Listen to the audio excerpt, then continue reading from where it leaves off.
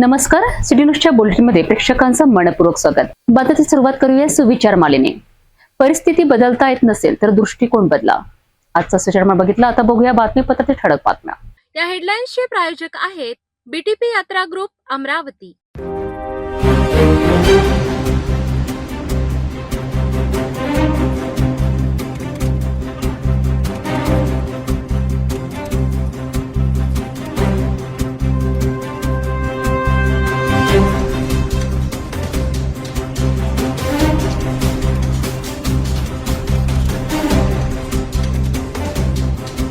आपण ठळक बातम्या बघितल्या, आता घेऊया छोटासा ब्रेक. शादी और ब्याह की शुरुआत आराधना साड़ी के साथ. Aradhana wholesale shopping mall L2 बीझलँड complex, Nandgaon Peth, Amravati, Jawahar road, Amravati. Break नंतर बघूया सविस्तर बातम्या. अमरावती शहरातील खोलापुरी गेट पोलीस ठाण्याच्या हद्दीत येणाऱ्या स्वाभिमान नगर परिसरात रविवारी सायंकाळी खुनाची खळबळजनक घटना समोर आली. रवी राजूरकर या व्यक्तीवर अचानक हल्ला करण्यात आला आणि या हल्ल्यात त्याचा जागीच मृत्यू झाला. प्राथमिक माहितीनुसार या हत्येमागे जुन्या वादाची पार्श्वभूमी असल्याचे समोर आले आहे. 29 एप्रिल रोजी मेशच्या 200 रुपयाच्या ॲडव्हान्सच्या व्यवहारावरून परिसरात वाद झाला होता. त्यावेळी मनोज उर्फ मन्या शिराळकर, प्रवीण शिराळकर आणि रवी राजूरकर यांनी प्रशांत अरुण बावनेर याच्यावर हल्ला केल्याचा आरोप होता. या घटनेनंतर पोलिसांनी संबंधितांवर गुन्हा दाखल केला होता. याच जुन्या रागातून रविवारी सायंकाळी विरोधकांनी रवी राजूरकर याच्यावर हल्ला चढविला. आरोपींनी लाथाबुक्क्यांनी मारहाण करत डोक्यावर मटक्याने मारहाण केल्याची माहिती समोर आली आहे. हल्ला इतका भीषण होता की रवी राजूरकर यांचा घटनास्थळीच मृत्यू झाला. घटनेची माहिती मिळताच खोलापुरी गेट पोलीस आणि गुन्हे शाखेचे पथक तातडीने घटनास्थळी दाखल झाले. पोलिसांनी परिसराची नाकाबंदी करत तपास सुरू केला. मृतदेह संविच्छेदनासाठी पाठविण्यात आला असून आरोपींचा शोध सुरू करण्यात आला. या दरम्यान अमरावती शहर गुन्हे शाखेने तातडीने कारवाई करत आकाश जगन्नाथ राठोड, वय 25 वर्ष, राहणार स्वाभिमान नगर, अकोली रोड, अमरावती याला ताब्यात घेतले आहे. यासोबतच एका विधी संघर्षित बालकालाही पोलिसांनी ताब्यात घेतल्याची माहिती आहे. या प्रकरणात आणखी काही आरोपींचा सहभाग आहे का याचा तपास खोलापुरी गेट पोलीस करत असून परिसरात पोलिसांचा बंदोबस्त वाढविण्यात आला आहे.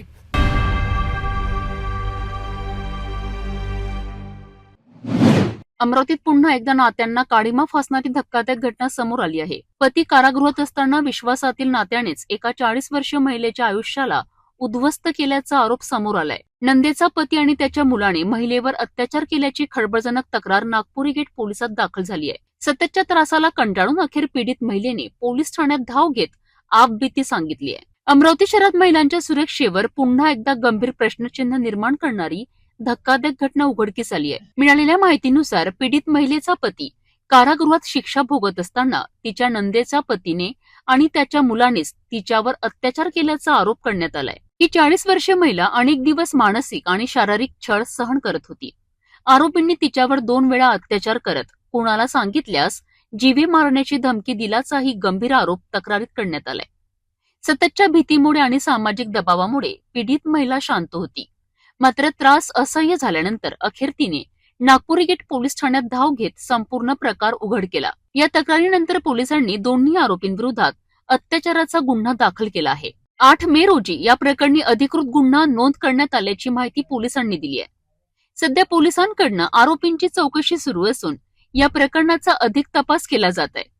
या घटनेमुळे परिसरात संताप व्यक्त केला जात असून महिलांच्या सुरक्षेचा प्रश्न पुन्हा ऐरणीवर आला आहे.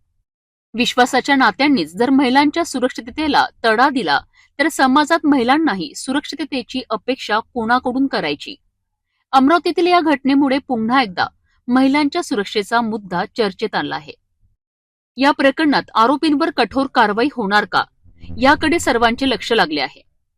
नागपूर गेट पोलीस ठाण्याच्या हद्दीमध्ये पीडिता ही तिच्या पतीच्या पोटच्या कामासाठी नेहमी तिच्या नंदेच्या घरी येत असे आणि त्या नंदेच्या घरी येत असल्यानंतर नंदेचा मुलगा आणि नंदेचा पती यांनी वेळोवेळी तिच्यावर संधी साधून शारीरिक अत्याचार केले. याबाबत नागपूर गेट पोलीस ठाण्यामध्ये अपराध क्रमांक 250/26 कलम 64(1), 64(2) ड 351, 3, 35 BNS प्रमाणे गुन्हा दाखल करण्यात आलेला असून नागपूर गेट पोलीस ठाण्याचे अधिकारी पुढील तपास करत आहेत.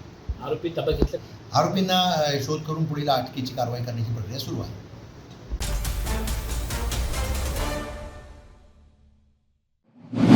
अमरावती शहर पुन्हा एकदा रक्तरंजित घटनेनं हादरलं आहे. पैशांच्या व्यवहारातून सुरू झालेला वाद थेट खुनापर्यंत पोहोचला असून शुक्रवार बाजार परिसरात एका 38 वर्षीय तरुणाची निर्घृण हत्या करण्यात आली.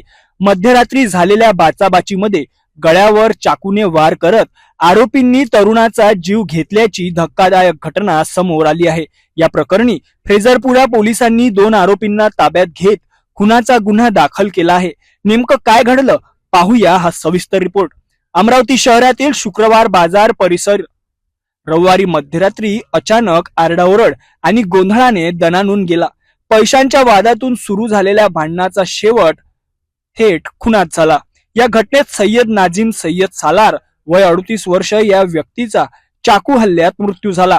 मृतकाचा भाऊ शेख तौसिफ शेख इक्बाल यांच्या तक्रारीवरून फ्रेझरपुरा पोलिसांनी निशान रवींद्र भोते आणि यशराज रवींद्र कोरी या 2 आरोपींविरोधात खुनाचा गुन्हा दाखल केला आहे. पोलिसांनी दिलेल्या माहितीनुसार मृतक नाझीम याने आरोपी निशान भोते याच्याकडे काही पैशांची मागणी केली होती. याच कारणावरून दोघांमध्ये फोनवरून वाद झाला. त्यानंतर नाझीम थेट आरोपीच्या घरी पोहोचला. घरासमोर दोन्ही आरोपी बाहेर आल्यानंतर तिघांमध्ये जोरदार बाचाबाची सुरू झाली. काही क्षणातच हा वाद हाणामारीत बदलला.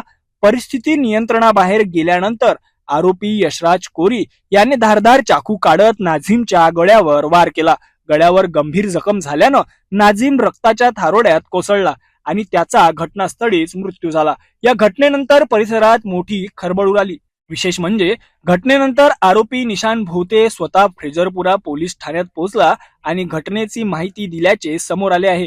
पोलिसांच्या प्राथमिक तपासात आरोपींवर कोणतेही गंभीर गुन्हे नसल्याचे समोर आलंय. मात्र मृतक नाझीम याच्यावर यापूर्वी खुनाचा गुन्हा दाखल असल्याची माहिती पोलिसांनी दिली आहे. आजच्या तारखेत 1:30 वाजताच्या दरम्यान 1:30 ते 2 वाजता जेव्हा माहिती मिळाली की शुक्रवार बाजार येथे भांडण झालेले आहे आणि भांडणामध्ये एक व्यक्ती शुक्रवार बाजारच्या समोर मदिना मांडा सेंटरच्या गल्लीमध्ये पडलेला आहे. अशा माहितीवरून तात्काळ पोलीस तिथे गेले. पोलीस तिथे गेल्यावर एक व्यक्ती तिथं पडलेला होता आणि याने ते पूर्ण रक्तबंबाळ झालेला होता. त्याच्या पूर्ण आजूबाजूला चौकशी केली, त्या संदर्भात चौकशी केली.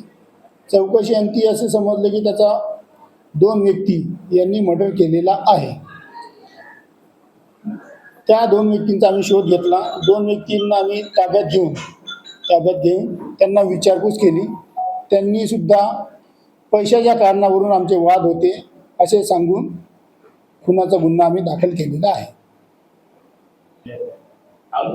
आरोपी आमच्याकडे 2 आहेत, 2 ताब्यात घेतलेले आहेत. दरम्यान या घटनेनंतर शुक्रवार बाजार परिसरात तणावपूर्ण शांतता असून कोणताही अनुचित प्रकार घडू नये यासाठी पोलिसांचा अतिरिक्त बंदोबस्त तैनात करण्यात आलाय. फ्रेझरपुरा पोलीस पुढील तपास करत आहे.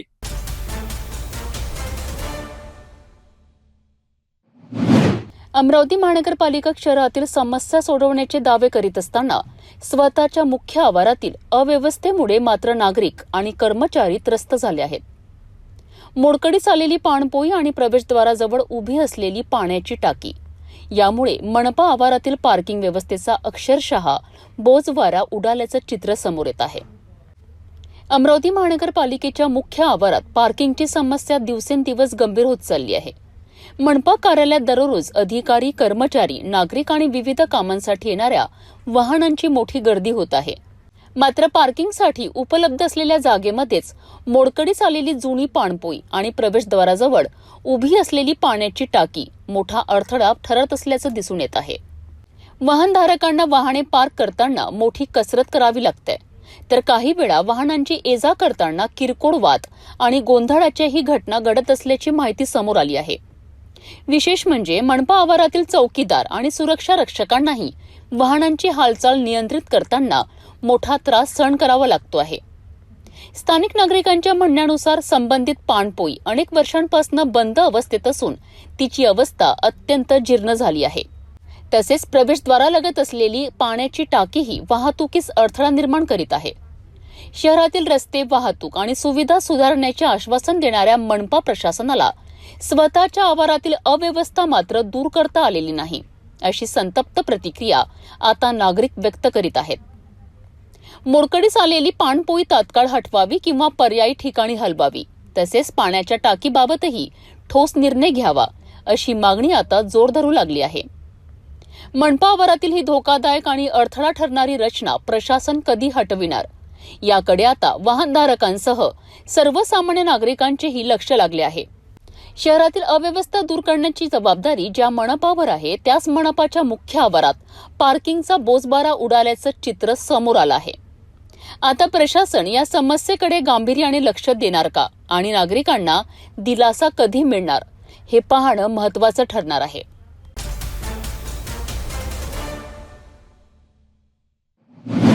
अमरावती शहरातील प्रभाग क्रमांक 18 मध्ये सार्वजनिक शौचालयांची अवस्था इतकी भीषण झाली आहे की आता ही सुविधा नसून थेट आजारांचे केंद्र बनल्याचा आरोप नागरिकांकडून केला जातोय. घाणीचे साम्राज्य, तुटलेली व्यवस्था, दुर्गंधीने त्रस्त महिला आणि लहान मुले आणि महिनोन्महिने गायब असलेली सफाई व्यवस्था. स्वच्छ भारताच्या जाहिराती एकीकडे आणि वास्तव दुसरीकडे. नेमकी काय आहे परिस्थिती? अमरावती महानगरपालिकेच्या झोन क्रमांक 2 अंतर्गत येणाऱ्या राजापेठ प्रभाग क्रमांक 18 मधील सार्वजनिक शौचालयांची अवस्था दिवसेंदिवस भयावह बनत चालली आहे. केडियानगर, कुंभारवाडा, नागदेवबाबा मंदिर परिसर, रेडियंट हॉस्पिटल जवळील भाग आणि कवरनगर झोपडपट्टी परिसरातील शौचालयांमध्ये अक्षरशः घाणीचे साम्राज्य पसरल्याचे चित्र समोर आले आहे. हा वार्ड क्रमांक 13 आहे आणि याच्यामध्ये साफसफाईचं काहीच नाही आहे. नाल्या तशाच पडल्या आमच्या, संडास तसेच पडले आमचे, रस्ते तसेच पडले आमचे. संडासाबद्दल सांगा, याचा काय त्रास आहे? संडासाचा खूप त्रास आहे. काही सफाई नाही आहे. सफाई कामगार येत नाहीत काय? कामवाले लोक नाही, तिथं काम करत नाही, काही नाही, सफाई करत नाही. याची कंप्लेंट केली का आपण? कंप्लेंट खूप वेळा केली सर. 5 मिनिटासाठी येते बस, ते साफसफाई करून चालले जाते. 2 दिवसासाठी येते, चालले जाते, येत नाही मग वापस. महिना 2 महिने काही पाणी नाही तिथं, काहीच नाही आहे. अजून काय त्रास आहे तुम्हाला? खूप त्रास आहे त्या संडासाचा. नाल्या पहा, रस्ते पहा, काही ढंग नाही. स्थानिक नागरिकांच्या म्हणण्यानुसार अनेक शौचालयांमध्ये 15 दिवस साफसफाईच होत नाही. सफाई कर्मचारी येतात, वरवरची साफसफाई करतात आणि निघून जातात. शौचालयांमध्ये तुटलेल्या सीट्स, तुंबलेले गटारी, पाण्याचा अभाव आणि असह्य दुर्गंधींमुळे नागरिकांचे जगणे मुश्किल झाले आहे. विशेषतः महिला, ज्येष्ठ नागरिक आणि लहान मुलांना मोठा त्रास सहन करावा लागत असल्याचे नागरिक सांगत आहेत. काही ठिकाणी परिस्थिती इतकी बिकट झाली आहे की नागरिकांनी सार्वजनिक शौचालय वापरण्यास बंद केल्याची धक्कादायक माहिती समोर आली आहे. स्थानिकांनी अनेक वेळा नगरसेवक आणि प्रशासनाकडे तक्रारी केल्यात, निवेदने दिली, मात्र कोणतीही ठोस कारवाई झाली नसल्याचा आरोप नागरिकांनी केला आहे. माझं नाव रमेश यादव. हां, बरं. काय प्रॉब्लेम काय संडासचा? काय प्रॉब्लेम असा आहे की ते नाले, ते संडास साफ करायला येतात नाही, आले तरी वरच्या वर करतात आणि 10 मिनिटात चालले जातात. आणि काहीच नाही, ते फक्त दाखवासाठी करतात, फक्त की हे केलं म्हणून, आणि बस फोटो काढतात आणि निघून जातात. आणि आम्ही म्हटलं तर म्हणते झालं आणि काहीच नाही. आणि नगरसेवकाकडे कंप्लेंट दिली, आम्ही तिकडे कंप्लेंट दिली, कोणी ऐकत नाही. आता आपली मागणी काय? मग मागणी आहे की आठवड्यातून 2दा तरी ते संडास चांगल्या तरीकेने, म्हणजे चांगल्या तरीकेने साफ करायला पाहिजे. तिथं ते ब्लिचिंग पावडर टाकायला पाहिजे, डास नाही व्हायला पाहिजे. त्या संडासात इतकी घाणेरडी वास येते, ते अळ्या बाहेर चालताना दिसतात तुम्हाला. त्याच्या व्यतिरिक्त काय सांगू मी तुम्हाला. निवडणुकीत आश्वासनं दिली जातात, परंतु मूलभूत सुविधांकडे पूर्ण दुर्लक्ष केलं जातं, असा संताप आता उघडपणे व्यक्त होतोय. एकीकडे स्वच्छ भारत अभियानावर लाखो रुपये खर्च केले जातात, मात्र दुसरीकडे शहरातील सार्वजनिक शौचालयांची ही अवस्था प्रशासनाच्या दाव्यांवर मोठे प्रश्नचिन्ह निर्माण करीत आहेत. आता तरी महानगरपालिका प्रशासनाने तातडीने साफसफाई, दुरुस्ती आणि नियमित देखभालीची प्रभावी व्यवस्था करावी, अशी मागणी स्थानिक नागरिकांकडून जोर धरत आहे. सार्वजनिक शौचालय ही नागरिकांची मूलभूत गरज. मात्र प्रभाग क्रमांक 18 मध्ये ही सुविधा आता नागरिकांच्या आरोग्याकरिता धोकादायक ठरत असल्याचा आरोप होतोय. मनपा प्रशासन आणि लोकप्रतिनिधी आता तरी जागे होणार का, की नागरिकांना अजूनही घाणीच्या साम्राज्यातच जगावं लागणार? हाँ मिश्रा जी। रहवासी बजरंग टिकड़ी का ही हूँ और ये बजरंग टिकड़ी की समस्या नहीं, ये पूरे प्रभाग की समस्या है। अभी आपने देखे होंगे कि दरवाजे टूटे, महिलाओं के अगर महिलाएं शौचालय करने जाती तो दरवाजे टूटे, सीट साफ नहीं है, पानी की व्यवस्था नहीं है। यहाँ गौर गरीब दलित आदिवासी सभी समाज के मिलजुल के रहते हैं, पर ये संडास के कारण इतनी समस्या बढ़ती जा रही है। वारंवार हमने कंप्लेंट की महानगर पालिका में, पर कोई सुनवाई नहीं, और सभी अधिकारी से लेके सभी मिलजुल के एक सरकार चला रहे हैं, पर कोई गरीबों की इधर ख्याल नहीं दे रहा है। आपकी मांग क्या है फिर? सूरज मिश्रा। आपकी मांग क्या है? बस मांग यही है, हमारी मांग रहती क्या, छोटी छोटी मांग है। यहाँ पे संडास के साफ सफाई नहीं हो रही है कुछ बराबर। आज देख रहे नाली की दीवार, और कभी भी पानी बरसात नाले तक के यानी पूरी कोई बराबर व्यवस्था नहीं है। मांग तो एक मांग शब्द ही रह गया है, कुछ भी पूरी नहीं हो रही। सिर्फ हमारी इतनी मांग है कि जल्द से जल्द संडास को, बाथरूम को साफ सफाई, स्वच्छ और पानी की व्यवस्था की जाए यहाँ पे।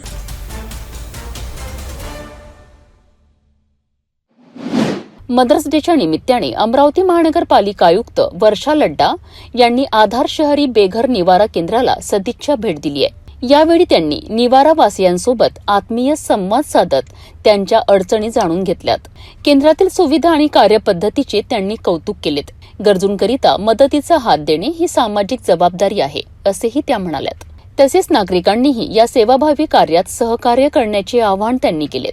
यावेळी सहाय्यक आयुक्त धनंजय शिंदे, भूषण पुसतकर, अभियंता राजेश आगरकर तसेच महानगरपालिकेचे अधिकारी व कर्मचारी उपस्थित होते. आधार केंद्राचे संचालक राजीव बसवनाथे, व्यवस्थापिका ज्योती राठोड, काळजीवाहक रोहित घोंगडे, विलास थोरात, किशोर मरकाम आणि निवारावासी बांधव मोठ्या संख्येने उपस्थित होते.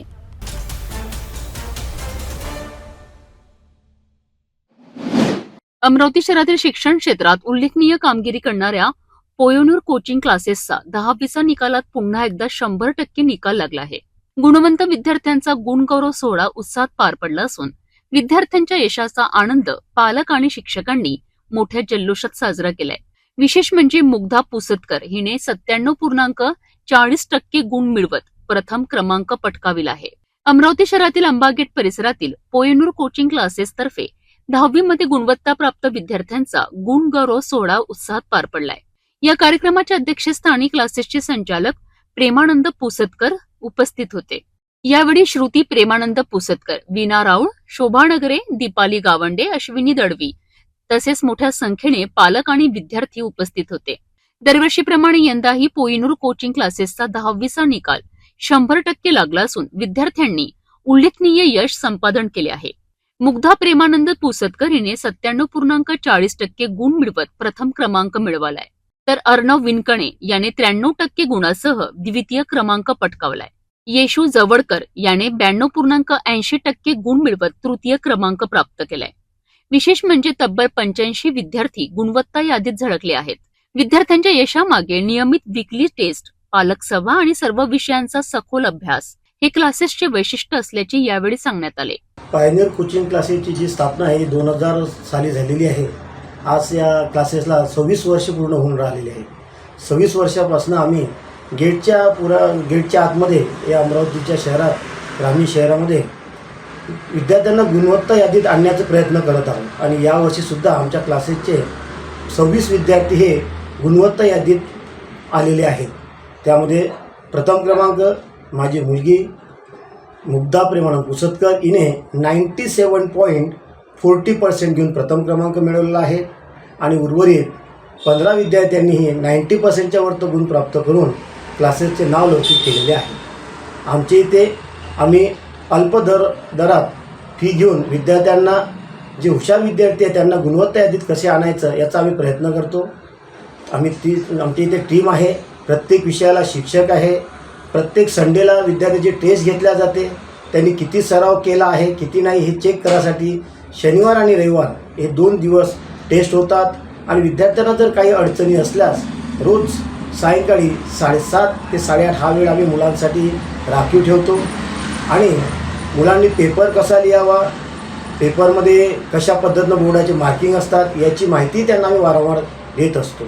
धन्यवाद. सर, आपण विद्यार्थ्यांना गुणवत्ता आणण्याकरता प्रयत्न करता, मात्र याच माध्यमातून आपण इतर विद्यार्थ्यांना काय आवाहन करणार? आम्ही विद्यार्थ्यांना हेच म्हणतो की शिक्षण हे खूप महत्त्वाचं आहे. शिक्षण हे वाघिणीच्या दुधासारखं असतं. त्यामुळे प्रत्येक विद्यार्थ्यांनी मन लावून शिकलं पाहिजे आणि स्वतः प्रयत्न केले पाहिजे. सकाळी उठणे, रोज सराव करणे, अभ्यास करणे हे विद्यार्थ्यांच्या स्वप्रयत्नावर अवलंबून असतं. प्रत्येक शिक्षक हा चांगलाच असतो आणि तो मार्गदर्शन करत असतो, पण विद्यार्थ्याने त्याला प्रतिसाद देणे हे आजच्या काळामध्ये शिक्षण हे खूपच महत्त्वाचं आहे. म्हणून मला म्हणणं आहे की सर्वच विद्यार्थ्यांनी इतर गोष्टीकडे लक्ष न देता शिक्षणाकडे लक्ष दिलं तर खूपच छान होईल. सर, काही विद्यार्थी पैसे देऊन आपल्याकडे कोचिंग क्लासेससाठी येऊ शकतात, मात्र काही जे गरीब विद्यार्थी आहेत त्यांच्याकरता आपल्याकडून काही मदत होते का? आमच्या कोचिंग क्लासमध्ये जे विद्यार्थी आर्थिक दुर्बल असतात अशा विद्यार्थ्यांना आम्ही फी माफ करतो बरेचदा, आणि काही विद्यार्थ्यांकडनं 50% फी घेऊन त्यांना आम्ही शिकवत असतो. अंबागेट परिसरातील विद्यार्थ्यांना दर्जेदार शिक्षण देणाऱ्या या क्लासेसमध्ये दरवर्षी विद्यार्थ्यांना मेरिट लिस्टमध्ये आणण्याकरिता विशेष मेहनत घेतली जाते. शिक्षणासोबतच विद्यार्थ्यांच्या सर्वांगीण विकासाकरिता शैक्षणिक सहली, वार्षिक स्नेहसंमेलन आणि विविध उपक्रमांचे आयोजन करण्यात येते. यामुळे विद्यार्थ्यांच्या कलागुणांना देखील व्यासपीठ उपलब्ध होत असल्याचे पालकांनी सांगितलेत. Good evening, myself Mugdha Premanand Pusatkar and I secured 97.40% in SSC 10th board examination, and all my credit goes to my parents and Pioneer coaching classes. I got the inspiration from Pioneer coaching classes. All the teachers of Pioneer coaching classes supported me a lot in everything. Sometimes even I score less marks in tests, but they tell me how can I improve my marks, and that's why today I scored such a percentage. Behind my percentage there are many sleepless nights and many ups and downs. I just want to tell every student that you should study regularly, work hard and improve your mistakes. Me Pioneer coaching क्लासेसमध्ये शिकत होती. इथले Pustakar sir आम्हाला गणित शिकवायचे आणि इतकं सुंदर गणित शिकवायचे. आम्ही त्यांच्याकडे न घाबरता कधीही कोणतीही डिफिकल्टी असली तरी इथे यायचो आणि डिफिकल्टी सॉल्व्ह करायचो. आणि भेंडकर सर इंग्लिश शिकवायचे, खूप छान इंग्लिश शिकवायचे. छान मजा करत सुंदर म्हणजे समजायचं. आणि राऊंड मॅडम आम्हाला सायन्स शिकवायच्या, खूप सुंदर शिकवायचे. यांच्या योगदानामुळे आम्ही इथपर्यंत पोहोचू शकतो.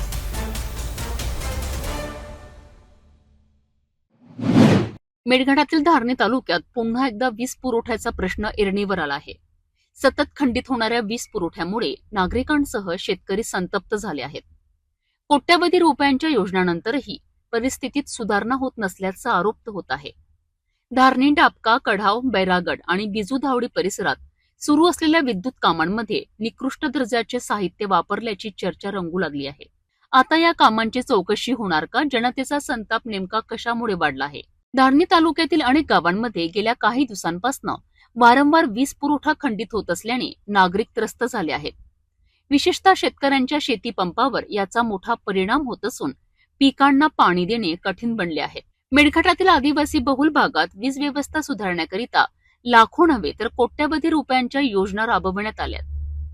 शेतकऱ्यांकरिता स्वतंत्र लाईन आणि गावांसाठी स्वतंत्र सबस्टेशन लाईन उभारण्याचे काम सुरू करण्यात आले. धारणी, डाबका, कढाव, बैरागड आणि बिजूधावडी परिसरात बाहेरील जिल्ह्यातील ठेकेदारांकडनं हे काम करण्यात येत असल्याची माहिती समोर आली आहे. मात्र स्थानिक नागरिकांनी कामाच्या दर्जावर गंभीर प्रश्न उपस्थित केले आहेत. सूत्रांच्या माहितीनुसार उभारण्यात आलेले विद्युत खांब, डीपी वायर आणि इतर साहित्य हलक्या व निकृष्ट दर्जाचे असल्याचा आरोप केला जात आहे. त्यामुळे काही ठिकाणी वारंवार तांत्रिक बिघाड होत असल्याचेही नागरिकांचे म्हणणे आहे. वीज पुरवठा सतत खंडित होत असल्याने विद्यार्थ्यांचे शिक्षण, नागरिकांचे दैनंदिन जीवन आणि शेतकऱ्यांचे शेतीचे नियोजन विस्कळीत झाले आहे. अनेक गावांमध्ये रात्रीच्या अंधारामुळे नागरिकांमध्ये भीतीचे वातावरण निर्माण होत आहे. या संपूर्ण प्रकरणाची सखोल चौकशी करण्याची मागणी आता जोर धरू लागली आहे. आमदार आणि खासदार या कामांची पाहणी करून दोषींवर कारवाई करणार का, असा सवाल आता नागरिक उपस्थित करीत आहे.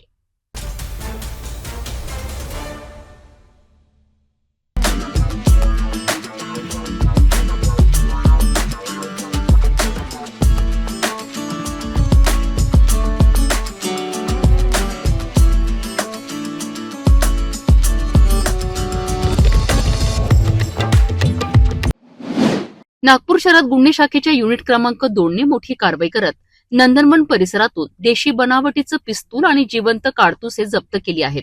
या प्रकरणी 19 वर्षीय तरुणाला अटक करण्यात आली असून आरोपी अद्याप फरार आहे. गुप्त माहितीच्या आधारे पोलिसांनी ही धडक कारवाई केली आहे. नागपूरच्या नंदनवन पोलीस ठाण्याच्या हद्दीतील हसनबाग परिसरात ही कारवाई करण्यात आली आहे. गुन्हे शाखेतील पोलीस अंमलदार आशिष धनदरे यांना गुप्त बातमीदारामार्फत माहिती मिळाली होती की एका घरात अवैधरित्या अग्निशस्त्र लपवून ठेवण्यात आले आहे. या माहितीच्या आधारे गुन्हे शाखा युनिट क्रमांक 2चे अधिकारी, कर्मचारी आणि पंचासह पोलिसांनी संबंधित ठिकाणी छापा टाकला. हसनबाग परिसरातील सय्यद वकील अली यांच्या घरात भाड्याने राहणाऱ्या अमीन उर्फ पटेल सलीम खान या 19 वर्षीय तरुणाच्या ताब्यातून देशी बनावटीचं पिस्तूल जप्त करण्यात आलंय.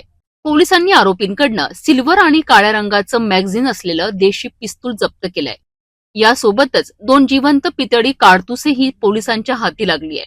यातील एका काडतुसावर KF 7.65 असे अंकित असल्याची माहिती पोलिसांनी दिली आहे. या कारवाईत एकूण 52,000 रुपयांचा मुद्देमाल जप्त करण्यात आलाय. संपूर्ण कारवाई 2 पंचाच्या उपस्थितीत करण्यात आली असून जप्ती पंचनामा देखील करण्यात आला आहे. या प्रकरणी अमीन उर्फ पटेल सलीम खान याला अटक करण्यात आली असून त्याची वैद्यकीय तपासणी करण्यात आली आहे. त्यानंतर पुढील कारवाईकरिता आरोपीला नंदनवन पोलिसांच्या ताब्यात देण्यात आला आहे. या प्रकरणातील वसीम चिरा नावाचा आरोपी अद्याप फरार असून पोलीस त्याचा शोध घेत आहे. अवैध शस्त्रसाठ्याविरोधात नागपूर पोलिसांची कारवाई सुरू असून या प्रकरणामुळे परिसरात खळबळ उडाली आहे.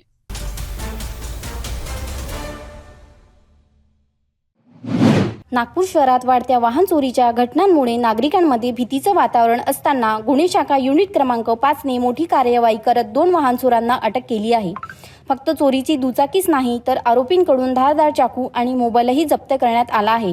गमडूबारजवळ पोलिसांनी रचलेल्या सापळ्यात आरोपी रंगेहात अडकले. नेमकं काय घडलं पाहूया हा सविस्तर रिपोर्ट. नागपूर शहरातील कोतवाली पोलीस ठाण्याच्या हद्दीत घडलेला दुचाकी चोरीच्या गुन्ह्याच्या पोलिसांनी यशस्वी छडा लावला. या प्रकरणात गुन्हे शाखा युनिट क्रमांक 5ने 2 आरोपींना अटक केली असून चोरीची दुचाकी, धारदार शस्त्र, मोबाईल असा मुद्देमाल जप्त करण्यात आला आहे. मिळालेल्या माहितीनुसार फिर्यादी राज उदय मराठे यांनी आपली काळ्या रंगाची हिरो स्प्लेंडर दुचाकी घरासमोर लॉक करून पार्क केली होती. मात्र काही वेळानंतर अज्ञात चोरट्याने ती चोरी करून नेली. यानंतर कोतवाली पोलीस ठाण्यात भारतीय न्याय संहिता कलम 303 अंतर्गत गुन्हा दाखल करण्यात आला. दरम्यान तपास सुरू असताना गुन्हे शाखा युनिट क्रमांक 5च्या पथकाला गमडूबार परिसरातील गल्लीमध्ये 2 इसम संशयास्पद हालचाली करत असल्याची माहिती मिळाली. माहिती मिळताच पोलिसांनी तात्काळ घटनास्थळी धाव घेत सापळा रचला. पोलिसांना पाहताच आरोपींनी गोंधळ उडवण्याचा प्रयत्न केला. मात्र पोलिसांनी तत्पर कार्यवाही करत दोघांनाही ताब्यात घेतलं. अटक करण्यात आलेल्या आरोपींची नावे मोहम्मद रजा उर्फ माजिद कादारी अन्सारी आणि मयस्सर जलाल सगीर अहमद अन्सारी अशी आहे. दोघेही नागपूरमधील 5 पावली परिसरात रहिवासी असल्याची माहिती आहे. तपासादरम्यान आरोपींकडून चोरीस गेलेली हिरो स्प्लेंडर दुचाकी, एक धारदार लोखंडी चाकू आणि रेडमी कंपनीचा मोबाईल फोन असा एकूण सुमारे 66,000 रुपयांचा मुद्देमाल जप्त करण्यात आला आहे. दोन्ही आरोपींना पुढील तपासासाठी 5 पावली पोलिसांच्या ताब्यात देण्यात आलं असून या प्रकरणाचा अधिक तपास सुरू आहे. ही संपूर्ण कार्यवाही गुन्हे शाखा युनिट क्रमांक 5चे पोलीस निरीक्षक विनायक गोडे आणि त्यांच्या पथकाने यशस्वीरित्या पार पाडली. नागपूर शहरात वाढणाऱ्या वाहन चोरीच्या घटनांवर पोलिसांनी आता आक्रमक पवित्रा घेतल्याचं या कार्यवाहीतून दिसून येत आहे. नागपूर पोलिसांच्या सतर्कतेमुळे वाहन चोरीचा आणखी एक गुन्हा उघडकीस आला. 2 आरोपी अटकेत असून पुढील तपास सुरू आहे. मात्र वाढत्या वाहन चोरीच्या घटनांमुळे नागरिकांनीही सतर्क राहण्याची गरज निर्माण झाली आहे. क्राईम ब्रँच युनिट 5च्या पथकातील पोलीस हवालदार राजू टाकळकर यांना मिळालेल्या गोपनीय माहितीच्या अनुषंगाने एरियात पेट्रोलिंग करत असताना 2 व्यक्ती एका मोटरसायकलवर अवैध नंबर प्लेट वापरून आणि शस्त्रास्त्र फिरत असल्याची माहिती मिळाली. त्या लोकांनी त्याचा पाठलाग केला आणि सदरचे व्यक्ती ही 5 पावली पोलीस स्टेशनच्या हद्दीमधील गमदूर बारच्या बाजूला थांबल्याची माहिती मिळाली. त्यानुसार त्यांनी पथकासह त्याची झडती घेतली. तर त्याच्यामध्ये त्यांना एक मोटरसायकल मिळाली. त्या मोटरसायकलचा नंबर प्लेट ही फेक नंबर प्लेट आढळून आली. त्याचबरोबर त्याची गाडीची झडती घेतली असता त्याच्यामध्ये त्यांना एक चाकू शस्त्र मिळून आले. त्यांनी दोन्ही आरोपींना ताब्यात घेऊन युनिट क्रमांक 5च्या कार्यालयात आणून त्या गाडीचा चेसी नंबरच्या आधारे त्याची डिटेल काढण्यात आली असता सदरची गाडी ही पोलीस स्टेशन कोतवाली यामध्ये चोरीचा गुन्हा दाखल असल्याची माहिती मिळाली. त्या अनुषंगाने फिर्यादीला कडून अधिक माहिती घेतली असता FIR क्रमांक प्राप्त करण्यात आला आणि यातील 2 आरोपींना शस्त्रास्त्र ताब्यात घेतल्यानंतर त्यांच्याविरुद्ध 425 आर्म्स ॲक्ट अंतर्गत गुन्हा पोलीस स्टेशन पाचपावली येथे दाखल करण्यात आला आणि कोतवालीचा जो यापूर्वी दाखल करण्यात आलेला मोटरसायकल चोरीचा गुन्हा अपराध नंबर 68/26 यामध्ये एक मोटरसायकल जप्त करण्यात आली होती, हिरो होंडा स्प्लेंडर. सदरची गाडी आणि आरोपीचा मोबाईल आणि आर्म्समध्ये पकडण्यात आलेलं शस्त्र असे 66,000चा मुद्देमाल आम्ही हस्तगत केलेला आहे. आणि यातील 2 आरोपी जे अटक करण्यात आली आहे त्यांचं नाव आहे मोहम्मद रजा उर्फ माजिद वल्द कादिर अन्सारी, उम्र 23 साल, रहना टेका नवी वस्ती. दुसरा आरोपी आहे मैसर जमाल वल्द सगीर अहमद अन्सारी, वय 25 वर्ष, राहणार टेका नई बस्ती, पोलीस स्टेशन पाचपावली. दोन्ही आरोपींचा आम्ही अभिलेख तपासला असता त्यांच्याविरुद्ध यापूर्वी एक मर्डरचा गुन्हा आहे, त्याचबरोबर बॉडी ऑफेन्सचे काही गुन्हे दाखल आहेत आणि सराईत आरोपी आहेत. त्यामुळे त्या आरोपींनी सदरची नंबर प्लेट बोगस लावून आणि कोणत्या तरी अपराधासाठी ती वाहन वापरण्याचा त्यांचा मानस होता. त्या मानस आमच्या युनिट क्रमांक 5च्या टीमने तो मानस त्यांचा खंडून टाकला. अशा प्रकारे सदरची कारवाई माननीय पोलीस आयुक्त Ravindrakumar Singal sir, joint CP sir, additional CP crime sir, DCP detection sir, ACP crime sir यांच्या मार्गदर्शनामध्ये आणि आमच्या युनिट क्रमांक 5च्या पथकातील पोलीस हवालदार राजू टाकळकर त्याचबरोबर इतर अंमलदार यांच्या मदतीने सदरची कारवाई करण्यात आलेली आहे आणि 2 आरोपींना ताब्यात घेऊन त्यांच्याविरुद्ध आम्ही शस्त्र अधिनियम आणि मोटरसायकल चोरीचे गुन्हे उघडकीस आणून कारवाई करण्यात आलेली आहे.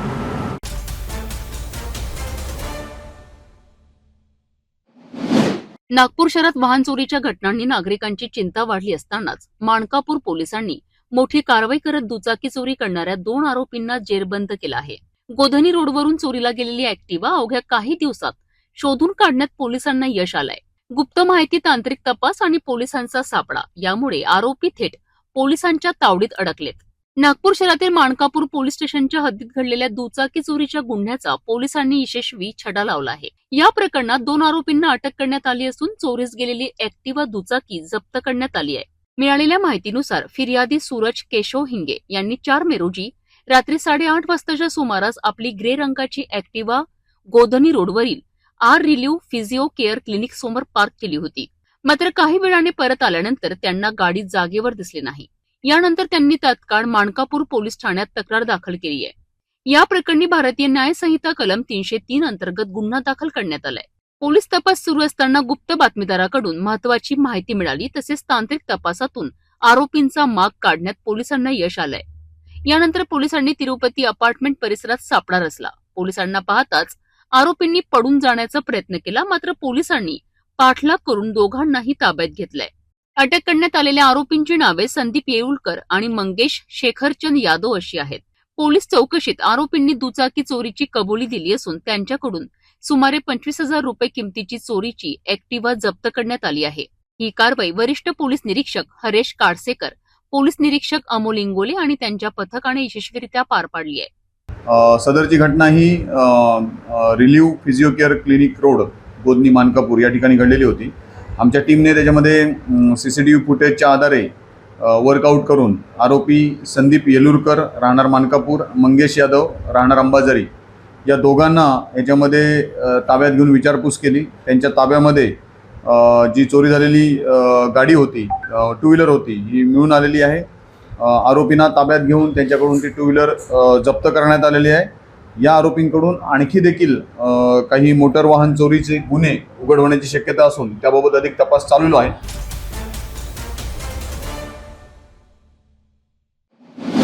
वाशिम हिंगोली महामार्गावरील लोअर हाईट सबवेचे काम रखडल्याने परिसरातील नागरिकांमध्ये तीव्र संताप व्यक्त केला जात आहे. रेल्वे प्रशासन आणि संबंधित विभागाच्या दिरंगाईमुळे हे महत्त्वाचे काम अजूनही अपूर्ण अवस्थेत आहे. त्यामुळे सुरकंडी, मोपगव्हाण, देवाणा आणि फाडेगाव परिसरातील नागरिकांना रोजच्या प्रवासात मोठ्या अडचणींना सामना करावा लागत आहे. वाशिम हिंगोली महामार्गावरील रेल्वे उड्डाण पुलाखालून सुरू असलेल्या लोअर हाईट सबवेचे काम अनेक महिन्यांपासून रखडले आहे. काम वेळेत पूर्ण न झाल्याने स्थानिक नागरिकांना पर्यायी मार्गाचा वापर करावा लागत आहे. त्यामुळे प्रवासाचा वेळ वाढला असून इंधन खर्चातही वाढ झाली आहे. या अपूर्ण कामाचा थेट परिणाम शेतकऱ्यांवर, विद्यार्थ्यांवर आणि आपत्कालीन सेवांवर होत आहे. शेतमाल बाजारपेठेत पोहोचवताना अडथळे निर्माण होत आहेत, तर विद्यार्थ्यांना शाळा आणि कॉलेज गाठण्यासाठी अतिरिक्त वेळ व पैसा खर्च करावा लागत आहे. विशेष म्हणजे आपत्कालीन परिस्थितीत रुग्णवाहिका आणि इतर सेवा वेळेत पोहोचवण्यात अडथळे निर्माण होत आहे. दरम्यान पावसाळा जवळ येत असताना काम पूर्ण न झाल्याने नागरिकांमध्ये तीव्र नाराजी आहे. पावसाळ्यात चिखल, पाणी साचणे आणि वाहतूक ठप्प होण्याची शक्यता व्यक्त केली जात आहे. त्यामुळे प्रशासनाने तातडीने लक्ष द्यावे, सबवेचे काम पूर्ण करावे अशी जोरदार मागणी नागरिकांकडून केली जात आहे.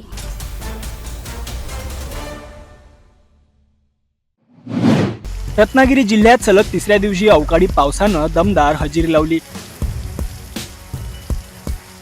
शनिवारी दुपारी 3 वाजल्यापासून अचानक काळं ढग दाटून आलं आणि विजांच्या कडकडाटासह मुसळधार पावसाला सुरुवात झाली. काही भागात वादळी वाऱ्यासह जोरदार पाऊस कोसळल्यानं नागरिकांची तारांबर उडाली.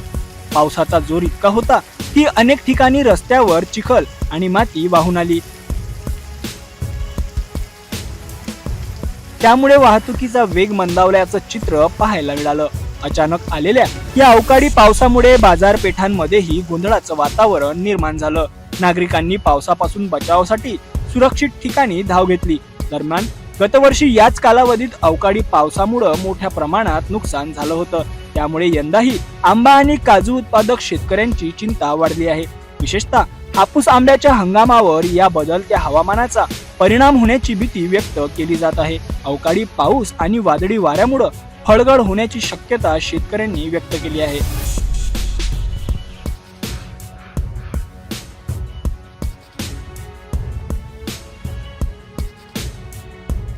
रत्नागिरी जिल्ह्यातील सलग अवकाळी पावसामुळे नागरिकांसह शेतकरीही चिंतेत सापडला आहे. विशेषतः आंबा आणि काजू उत्पादकांना मोठ्या नुकसानाची भीती सतावत आहे. आता पुढील काही दिवस हवामान कसं राहणार आणि प्रशासन कोणती उपाययोजना करणार याकडे संपूर्ण कोकणवासियांचं लक्ष लागलंय.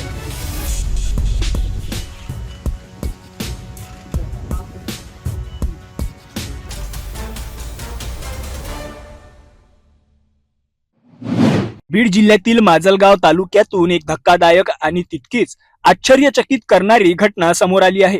तालखेड फाट्याजवळ डिझेलने भरलेला टँकर पलटी झाल्यानंतर रस्त्यावर मोठ्या प्रमाणात डिझेल सांडलं. मात्र मदतीसाठी नव्हे तर डिझेल भरण्यासाठीच नागरिकांनी घटनास्थळी गर्दी केल्याचं पाहायला मिळालं. बादल्या, कॅन आणि विविध भांडी घेऊन नागरिक घटनास्थळी धावताना दिसले. नेमकं काय घडलंय पाहूया हा विशेष रिपोर्ट. तालखेड फाट्याजवळ हा अपघात घडला. मिळालेल्या माहितीनुसार डिझेलने भरलेला टँकर अचानक चालकाचा ताबा सुटल्याने रस्त्यावर पलटी झाला. अपघात इतका भीषण होता की टँकरमधील मोठ्या प्रमाणात डिझेल रस्त्यावर सांडू लागलं.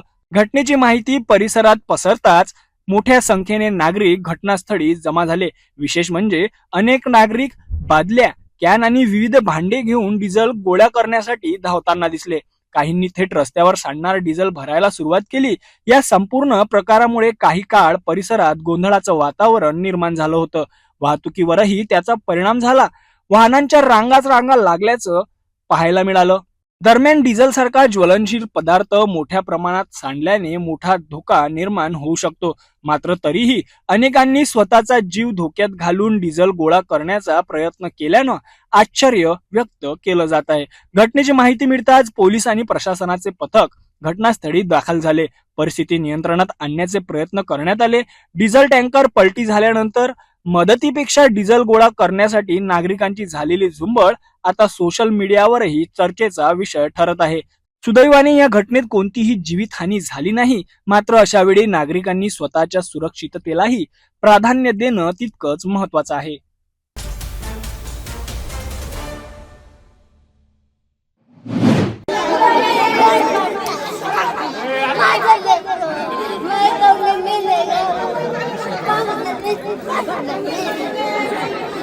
घेऊन त्यांनी परत गाडी त्याच्या अंगावरून घातलेली. एकदा झालं तो चूक असती, पण दुसऱ्यांदा केलं त्यांनी गाडी रिवर्स घेतली म्हणजे त्यांनी पुन्हा केलेलं आहे. आमच्या मुलाला न्याय लाव. अहिल्यानगर जिल्ह्यातील राहाता शहरातून एक अत्यंत हृदयद्रावक आणि संतापजनक घटना समोर आली आहे. डफचा खेळ पाहण्यासाठी आजीसोबत आनंदाने निघालेल्या 13 वर्षीय ओमकार गायकवाडचा कारच्या धडकेत दुर्दैवी मृत्यू झालाय. मात्र हा केवळ अपघात नसून चालकाने जाणीवपूर्वक कार पुन्हा रिव्हर्स घेत ओमकारच्या अंगावर घातल्याचा गंभीर आरोप नातेवाईकांनी केला आहे. या घटनेनंतर राहाता शहरात संतापाची लाट उसळली असून नागरिकांनी थेट पोलीस ठाण्यासमोर आंदोलन छेडले. मिळालेल्या माहितीनुसार ही धक्कादायक घटना 8 मे रोजी 9:30 वाजताच्या सुमारास राहाता शहरातील शनी चौक परिसरात घडली आहे. 13 वर्षीय ओमकार गायकवाड हा आपल्या आजीसोबत डफचा खेळ पाहण्यासाठी जात होता. कृष्ण मंदिराजवळील वळणावर भरधाव वेगाने आलेल्या एका इटिंगा कारने आधी आजीला आणि त्यानंतर ओमकारला जोरदार धडक दिली आहे. या धडकेत ओमकार रस्त्यावर गंभीर जखमी अवस्थेत कोसळला. मात्र प्रत्यक्षदर्शी आणि कुटुंबियांच्या आरोपानुसार ओमकार खाली पडल्यानंतरही कार चालकाने गाडी पुन्हा मागे घेत त्याच्या अंगावरून चाकू फिरवलंय. या घटनेनंतर परिसरात एकच खळबळ उडाली आहे. जखमी ओमकारला तात्काळ शिर्डी येथील रुग्णालयात दाखल करण्यात आले. मात्र प्रकृती गंभीर असल्याने त्याला पुढील उपचाराकरिता नाशिक येथे हलविण्यात आले आहे. तब्बल मृत्यूशी झुंज दिल्यानंतर काल सकाळी उपचारादरम्यान ओमकारची प्राणज्योत मालवली. ओमकारच्या मृत्यूची बातमी समजताच कुटुंबीय आणि ग्रामस्थ संतप्त झाले. आरोपींना तत्काळ अटक करण्याच्या मागणीकरिता नागरिकांनी थेट ओमकारचा मृतदेह राहाता पोलीस ठाण्यासमोर आणत ठिय्या आंदोलन सुरू केले. काही काळ परिसरात तणावपूर्ण वातावरण निर्माण झालं होतं. घटनेची गंभीर दखल घेत वरिष्ठ पोलीस अधिकारी घटनास्थळी दाखल झाले. त्यानंतर पोलिसांनी या प्रकरणात तातडीने कारवाई करत 3 आरोपींना अटक केली असून एक आरोपी अद्याप फरार असल्याची माहिती आहे. कारण त्याची परत हिंमत नाही झाली पाहिजे असं. कारण त्या गल्लीमध्ये भरपूर लहान मुलं आहे. त्यावेळेस सगळेच बाहेर पडलेले राहतात. मुलं गल्लीत खेळतात. तो काय हायवे नव्हता, सामान्य गल्ली आहे ती. तिथं मुलं खेळणारे, संध्याकाळची वेळ होती, जेवणानंतर माणसं शतपावली करायला निघतात. आणि ज्या घटनास्थळी झालं ती तो मुलगा माझा भाचा आहे, त्याची आजी माझी मावशी, तिने ती गाडी बघितली. ती गाडी खूप वेगाने आली होती. तिने त्या गाडीला साईड दिली. ते 2 जण साईडला झाले होते. साईडला झालेल्या असताना सुद्धा त्यांनी परत त्यांच्या अंगावर घातली गाडी. मग चूक कुणाची? त्याची चूक आहे 100% त्याची. मावशीला पाडून त्यांनी परत पुढं घेऊन त्याला रस्त्यावर पाडून एकदा घालून परत रिव्हर्स करून परत डबल त्याच्या अंगावरून घातलेली गाडी पोटावरून. त्याच्या पोटाचा पाठ सुरा करून टाकला होता. अटक करण्यात आलेल्या काही आरोपींवर यापूर्वीही गंभीर गुन्हे दाखल असल्याची माहिती समोर येत आहे. पोलिसांनी आरोपींविरोधात सदोष मनुष्यवधाचा गुन्हा दाखल केला असून पुढील तपास सुरू आहे. उपविभागीय पोलीस अधिकारी अमोल भारती यांनी संतप्त जमावाला शांत करत परिस्थिती नियंत्रणात आणली आहे. यानंतर शोकाकुळ वातावरणात ओमकारवर अंत्यसंस्कार करण्यात आले. 13 वर्षाच्या निष्पाप मुलाचा अशा पद्धतीने मृत्यू झाल्याने राहाता शहर हादरलं आहे. हा अपघात होता की जाणीवपूर्वक केलेला गुन्हा याचा तपास आता पोलीस करीत आहे. मात्र या घटनेनंतर नागरिकांमध्ये संतापाची भावना तीव्र झाली असून आरोपींना कठोर शिक्षा देण्याची मागणी जोर धरत आहे. आता या प्रकरणात पुढे कोणती कारवाई होते याकडे संपूर्ण जिल्ह्याचं लक्ष लागलं आहे.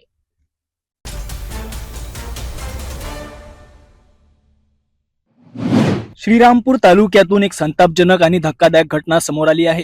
आजारपण बरे करण्याच्या नावाखाली एका कथित तांत्रिक बाबाने महिलेची तब्बल 15 ते 16 लाखांनी फसवणूक केल्याचा आरोप आहे.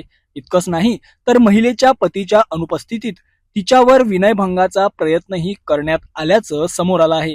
या प्रकरणामुळे परिसरात मोठी खळबळ उडाली असून अंधश्रद्धेच्या नावाखाली सुरू असलेल्या फसवणुकीचा काळा चेहरा पुन्हा एकदा समोर आलाय. नेमकं काय घडलंय पाहूया हा सविस्तर रिपोर्ट. पटवून दिल्यानंतर मी त्यांच्या म्हणण्याप्रमाणे विश्वास ठेवला. विश्वास ठेवल्यानंतर ते म्हटले की तुला टाकळी भाणे ते माझं दर्गा आहे, त्या दर्ग्याच्या ठिकाणी न्यावं लागेल. तिथे काही उतारे वगैरे पाणी वगैरे करून तुला पाजावे लागेल, पेले करावे लागतील असं त्यांनी सांगितलं. मी त्याच्यावरती पण विश्वास ठेवला. तिथं पण मी त्यांच्या संग बरेच वेळा 10 ते 11 वेळेस गेले तिथं पण. त्याच्यानंतर त्यांनी बरेचशा वेळी त्यांच्या घरी पण घरामध्ये देव्हारा वगैरे आहे, त्यांनी घरी पण बरेचशा वेळा सांगितलं की मला का इकडे यायला वेळ नाही बा, तू घरी ये. त्याच्यानंतर त्यांनी असं करता करता माझ्या एक 15 ते 16 लाखापर्यंतचा आकडा 4 वर्षामध्ये घेतला. त्याच्यानंतर त्यांनी माझे मिस्टर ड्रायव्हर असतात, त्याच्यामुळे ते 10-10, 20-20 दिवस घरी नसतात. त्याच्यानंतर त्यांनी माझ्या 2 ते 3 वेळेस घरी आले. घरी आल्यानंतर त्यांनी माझ्याकडे असं थोडंसं वेगळ्या नजरेने बघितलं. वेगळ्या नजरेने बघितल्यानंतर त्यांनी माझ्याकडे श्रीसुखाची 2 वेळेस मागणी केली. पीडित महिलेला अनेक दिवसांपासून पोटाच्या विकाराचा त्रास होता. याच परिस्थितीचा फायदा घेत अशोक मधुकर अढाव नावाच्या कथित तांत्रिकाने महिलेला आपल्या जाळ्यात ओढल्याचा आरोप आहे. महिलेवर करणीबाधा आणि जादूटोणा असल्याचं सांगून आरोपीने तिच्या मनात भीती निर्माण केली. गेल्या 4 वर्षांपासून आरोपी विविध तांत्रिक विधी, लिंबू उतरवणे, जडीबुटी आणि पूजा अर्चेच्या नावाखाली महिलेकडून पैसे उकळत होता. या काळात आरोपीने तब्बल 15 ते 16 लाख रुपये आणि सोन्याचे दागिने घेतल्याची माहिती समोर आली आहे. धक्कादायक बाब म्हणजे पीडितेचे पती व्यवसायानिमित्त बाहेर असताना आरोपी थेट महिलेच्या घरी पोहोचला. यावेळी आरोपीने महिलेशी अश्लील वर्तन करत तिच्यावर बळजबरी करण्याचा प्रयत्न केल्याचा गंभीर आरोप आहे. महिलेने विरोध करता घरात झटापट झाली. याच वेळी महिलेचा अवघा 5 वर्षांचा मुलगा घाबरून जोरात ओरडत घराबाहेर धावला. मुलाच्या आवाजामुळे परिसरातील नागरिक सतर्क झाले. आपला भांडाफोड होण्याची भीती वाटल्याने आरोपीने तिथून पळ काढल्याचं सांगितलं जात आहे. घटनेनंतर पीडित महिलेने श्रीरामपूर तालुका पोलीस ठाण्यात धाव घेत तक्रार दाखल केली. पोलिसांनी आरोपी अशोक मधुकर अढाव विरोधात फसवणूक, विनयभंगाचा प्रयत्न आणि अंधश्रद्धेला खतपाणी घालण्यासंदर्भात गुन्हा दाखल केला आहे. श्रीरामपूर येथील रहिवासी अशोक आढाव म्हणून एक बाबा आहे. मला नॉर्मली पोटदुखीचा असा त्रास होता. तर मला त्यांचा पत्ता कळाल्यानंतर मी त्यांच्याकडे गेल्यानंतर त्यांनी मला हाताची नाडी वगैरे धरून चेक वगैरे केलं. त्यानंतर त्यांनी सांगितलं की तुला बाहेर बाधेचा थोडासा प्रकार आहे, भूत वगैरे लागलेलं आहे, कोणीतरी तुला काहीतरी तुझ्यावरती जादूटोणा असं केलेलं आहे, असं सर्व त्यांनी मला पटवून दिलं. पटवून दिल्यानंतर मी त्यांच्या म्हणण्याप्रमाणे विश्वास ठेवला. विश्वास ठेवल्यानंतर ते म्हटले की तुला टाकळी भाणे ते माझं दर्गा आहे, त्या दर्गेच्या ठिकाणी न्यावं लागेल. तिथे काही उतारे वगैरे पाणी वगैरे करून तुला पाजावे लागेल, पेले करावे लागतील असं त्यांनी सांगितलं. मी त्याच्यावरती पण विश्वास ठेवला. तिथं पण आले, त्यांनी ते पण केलं. त्याच्यानंतर मला थोडाफार फरक जाणवला होता, 1-10%. त्याच्यावर मी आणखीन विश्वास ठेवला. विश्वास ठेवल्यानंतर त्यांनी नंतर बोलले की घोगरगाव येथे नदीत न्यावं लागेल, नदीमध्ये उतारे वगैरे करून शरीरातली बाधा पाण्यात वगैरे अशी सोडावं लागेल असं त्यांनी सांगितलं. तिथं पण मी त्यांच्या संग बरेच वेळा 10 ते 11 वेळेस गेले तिथं पण. त्याच्यानंतर त्यांनी बरेचशा वेळी त्यांच्या घरी पण, घरामध्ये देव्हारा वगैरे आहे, त्यांनी घरी पण बरेचशा वेळा सांगितलं की मला का इकडे यायला वेळ नाही बा, तू घरी ये. म्हणून मी त्यांच्या घरी पण गेले. घरी गेल्यानंतर त्यांनी घरी अल्फा हॉस्पिटलच्या पाठीमागं झोपडपट्टीमध्ये ते राहतात, तिथं बोलवलं होतं त्यांनी मला. मी तिथं पण गेले. तिथं गेल्यानंतर त्यांनी लिंब वगैरे भारून समोर बसून मला लिंब वगैरे खायला लावले. त्याच्यानंतर त्यांच्याकडे काहीतरी जडीबुटीची पावडर होती, ती घरी आणून त्यांनी 7 दिवस खायला लावली. त्याच्यानंतर त्यांनी मला 4 गोळ्या होत्या काळ्या कलरच्या, त्या गोळ्या, त्याला कुठलंही पॉकेट वगैरे काही नाव वगैरे नव्हतं, साध्या बरणीमधून गोळ्या काढून त्यांनी मला समोर बसून खायला लावल्या. पण त्या गोळ्या खाल्ल्यानंतर मला पूर्णपणे डबल त्रास सुरू झाला. त्याच्यानंतर त्या त्रासाला कंटाळून मी वारंवार त्यांना कॉल करत राहिले, हे करा ते करा. मग ते त्रासाला कंटाळल्यानंतर त्यांनी माझ्याकडे पैशाची मागणी सुरू केली. सुरुवातीला हे औषध आणावं लागेल, ते औषध आणावं, 10,000 टाक, 5,000 लागतील, 20,000 लागतील, माझा मोबाईलचा बॅलन्स संपला, मोबाईलला बॅलन्स टाक, अशा एक मागण्या त्यांनी माझ्याकडे सुरू केल्या. मी त्यांच्या प्रत्येक मागण्या पूर्ण केल्या. त्याच्यानंतर त्यांनी असं करता करता माझ्याकडून एक 15 ते 16 लाखापर्यंतचा आकडा 4 वर्षामध्ये घेतला. त्याच्यानंतर त्यांनी सोन्याच्याही मागण्या माझ्याकडे केल्या की हे करावं लागतं, ते करावं लागतं गुरु मानल्यानंतर. मी त्यांनाही तेही केलं, त्यांच्या सगळ्या म्हणण्याप्रमाणे इच्छा पुरवल्या. त्याच्यानंतर त्यांची माझ्यावरची बघण्याची नजर आणि दृष्टिकोन बदलला. त्याच्यानंतर त्यांनी, माझे मिस्टर ड्रायव्हर असतात, त्याच्यामुळे ते 10-10, 20-20 दिवस घरी नसतात. त्याच्यानंतर त्यांनी माझ्या 2 ते 3 वेळेस घरी आले. घरी आल्यानंतर त्यांनी माझ्याकडे असं थोडंसं वेगळ्या नजरेने बघितलं. वेगळ्या नजरेने बघितल्यानंतर त्यांनी माझ्याकडे श्रीसुखाची 2 वेळेस मागणी केली. मी त्यांना नकार दिला. नकार दिल्यानंतर ते माझ्याकडून निघून गेले. त्याच्यानंतर परत एक 10 ते 20 दिवसानंतर ते परत आले. घरामध्ये कोणीही नसताना, माझा एक छोटा मुलगा आहे 5 वर्षाचा, तो आणि मी असताना त्यांनी माझ्या शरीराशी झटापट केली. झटापट केली असताना माझा मुलगा ओरडून बाहेर पळाला. बाहेर पळाल्यानंतर तो इथून पळून गेला. त्याच्यानंतर मी त्याच्याबरोबरचे सगळे टोटल कॉन्टॅक्ट बंद केले आणि पोलीस स्टेशनला त्याच्या विरोधात गुन्हा दाखल केला.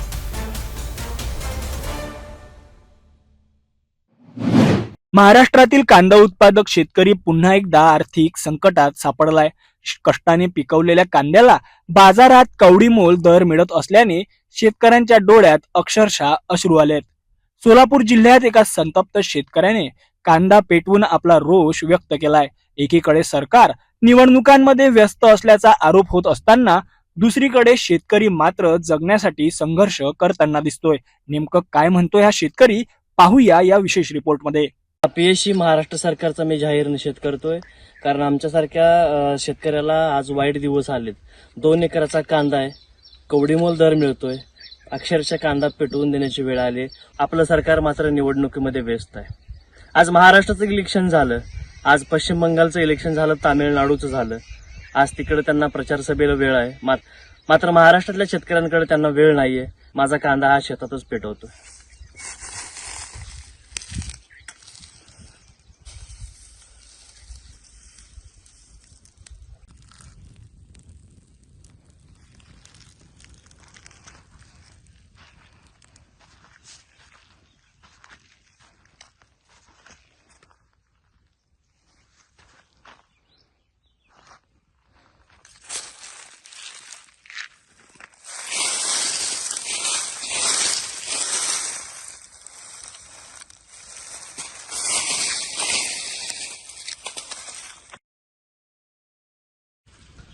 तर अपयशी सरकार म्हणावं लागेल. आज शेतकऱ्यांच्या हितासाठी कुठलं सरकार राहिलेलं नाही. आज कांदा काढणीपासून कांदा लागवडीपासून ते काढणीपर्यंतचा खर्च आपण बघितला तर मार्केटला गेल्यानंतर अक्षरशः 100 पोत्याला 1400 रुपये पट्टी यावी इतपत शेतकऱ्याची व्यथा खूप अवघड झालेली आहे. आज मार्केट सुद्धा येताना पदर पैसे द्यावं लागतात. आज कोल्हापूर सारख्या मार्केटला जर कांदा नेला तर गाडी भाडं आपल्याला स्वतःला द्यावं लागतं. इथपर्यंत परिस्थिती वाईट झालेली आहे. त्यामुळं कांदा लागवडीचा हंगाम योग्य आहे, मात्र गेल्या 2 वर्षापासून कांदा उत्पादक शेतकरी हवालदिल झालेला आहे. कारण याला जबाबदार फक्त केंद्र सरकार आणि राज्य सरकार आहे.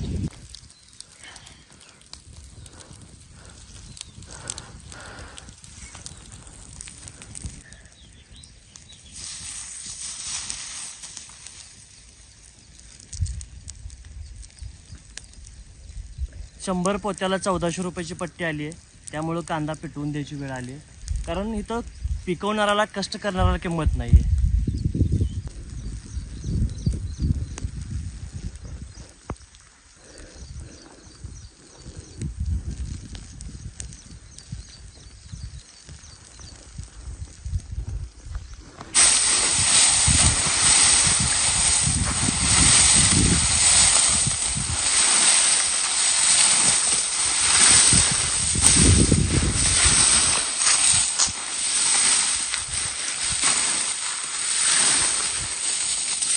एकीकडे महागाईचा फटका सर्वसामान्यांना बसत असताना दुसरीकडे शेतीमालाला योग्य भाव न मिळाल्याने शेतकरी आर्थिक संकटात सापडलाय. कांदा उत्पादक शेतकऱ्यांचा हा संताप आता सरकारपर्यंत पोहोचणार का आणि शेतकऱ्यांना दिलासा कधी मिळणार याकडे संपूर्ण महाराष्ट्राचं लक्ष लागलंय.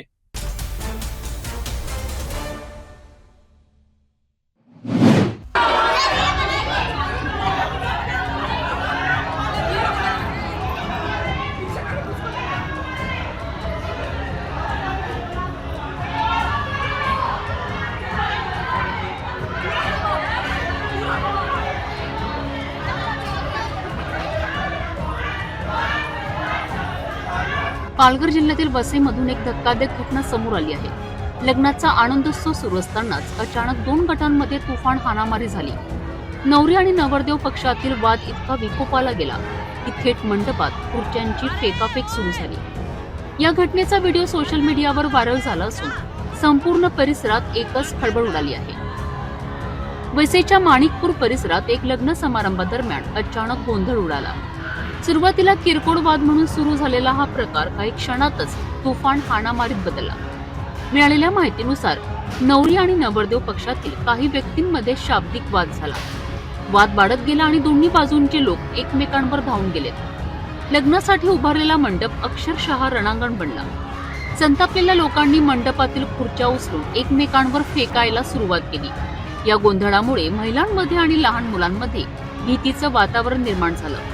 घटनेचा व्हिडिओ आता सोशल मीडियावर वेगाने व्हायरल होत आहे. व्हिडिओमध्ये अनेक जण आरडाओरड करताना आणि एकमेकांवर खुर्च्या फेकताना स्पष्ट दिसत आहे. घटनेची माहिती मिळताच पोलिसांनी घटनास्थळी धाव घेत परिस्थिती नियंत्रणात आणली. दोन्ही गटांकडून पोलिसात तक्रारी दाखल करण्यात आल्या असून काही जणांना ताब्यात घेण्यात आल्याची माहिती समोर आली आहे. या घटनेमुळे परिसरात मोठी चर्चा रंगली आहे. लग्न समारंभात नेमका वाद कशावरून झाला याबाबत पोलिसांकडून तपास सुरू आहे. आनंद उत्सव आणि नव्या आयुष्याची सुरुवात असलेला लग्न समारंभ क्षणात वाद आणि हाणामारीमुळे चर्चेचा विषय ठरला आहे. सोशल मीडियावर व्हायरल झालेल्या या घटनेने नागरिकांमध्ये आश्चर्य व्यक्त केलं जात आहे. या प्रकरणात पुढे आणखी कोणती माहिती समोर येते याकडे आता सर्वांचं लक्ष लागलं आहे.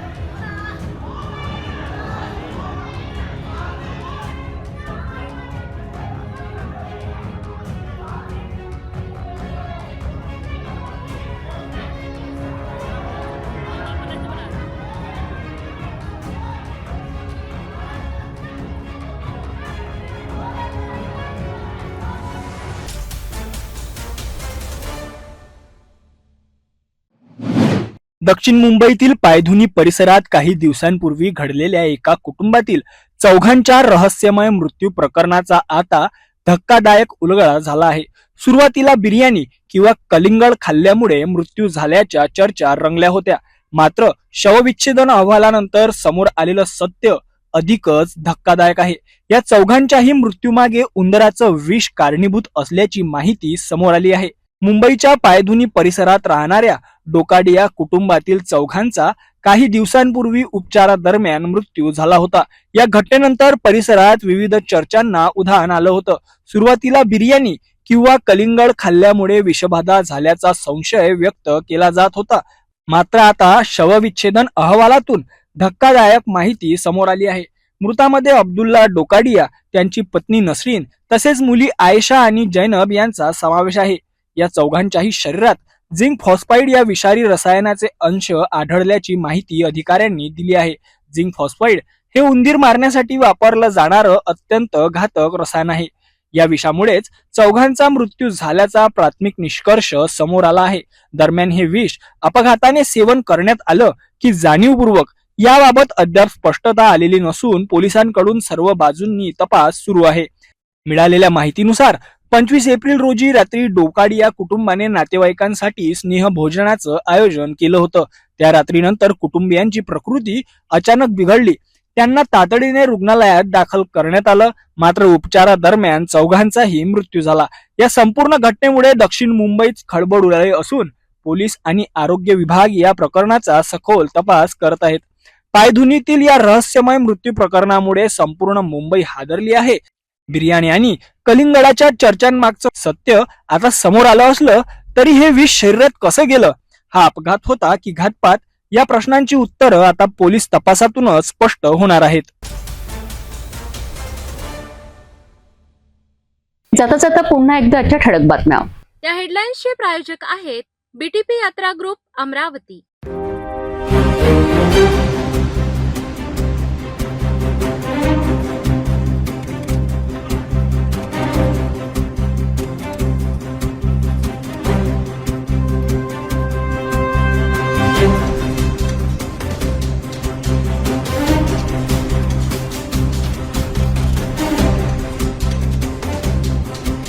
आपण आता सिटी न्यूज चॅनल आपल्या टीव्हीवरही बघू शकता. यामध्ये next channel 117, Jio channel 872, GTPL channel 73, Fastway channel 256 वर बघू शकाल.